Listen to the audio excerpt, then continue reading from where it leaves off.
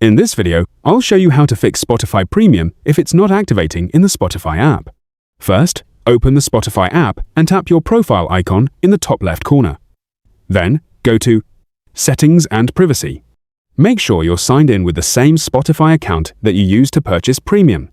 Under your account information, you should see that your Premium subscription is active. If Premium isn't showing up, go back to Settings and Privacy and scroll down to Tap Log Out. Next, open your iPhone's Settings app and search for iPhone Storage. Tap on it, then scroll through the list of apps and select Spotify. Choose Offload App to remove the app while keeping its data. Once the offloading process is complete, reinstall Spotify. After reinstalling, sign in with the correct Spotify account that has the Premium subscription. In most cases, this will refresh your account information and resolve the issue. That's it. Your Spotify Premium should now be working properly. If this guide helped you, be sure to leave a like and subscribe for more helpful tutorials.